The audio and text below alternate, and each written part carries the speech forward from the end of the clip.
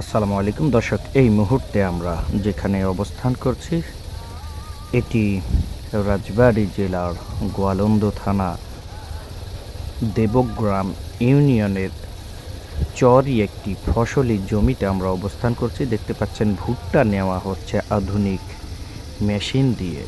এক সময় কৃষকদের লাগামহীন সময় ব্যয় করতে হতো এই ভুট্টা চাষি জমিগুলোতে। এই ভুট্টা নিতে গেলে তাদের প্রচুর পরিমাণে সময় ব্যয় হতো। ঘন্টার পর ঘন্টা তারা বসে বসে দুহাত দিয়ে তারা এই ভুট্টাগুলোকে ছাড়াতেন।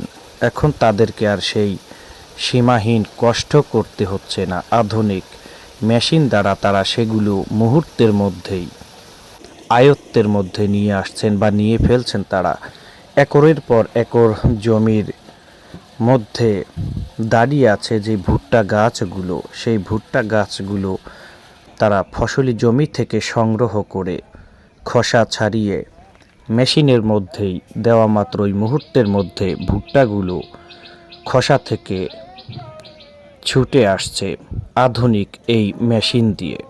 তাদের সাথে আমরা কথা বলে জানতে পেরেছি আধুনিক এই মেশিন তারা বাংলাদেশ সরকার তাদেরকে দিয়েছেন ভর্তুকির মাধ্যম দিয়ে। মুহূর্তের মধ্যেই তারা বিঘা কি বিঘার ভুট্টা আধুনিক এই মেশিন দিয়ে তারা নিয়ে ফেলছেন। এতে করে তাদের বেঁচে যাচ্ছে সময়, বেঁচে যাচ্ছে মূল্যবান অর্থ। সময়ের সাথে সাথে বাংলার কৃষি খাতে আধুনিকতার ছোঁয়া। আধুনিক এই মেশিন পেয়ে তারা আনন্দিত, আধুনিক এই মেশিন পেয়ে তারা উচ্ছ্বাসিত। যেখানে আমরা অবস্থান করছি এটি পদ্মা নদীর পাড়ের একটি চর অঞ্চল। যেদিকেই তাকাবেন দেখুন শুধু ভুট্টার ক্ষেত, যেদিকেই তাকাবেন শুধু ভুট্টা আর ভুট্টা।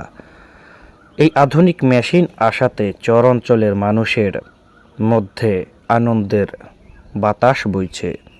এক সময় যেহেতু তারা হাড় ভাঙা পরিশ্রম করতেন, এখন তাদের সব পরিশ্রমের লাঘব ঘটেছে।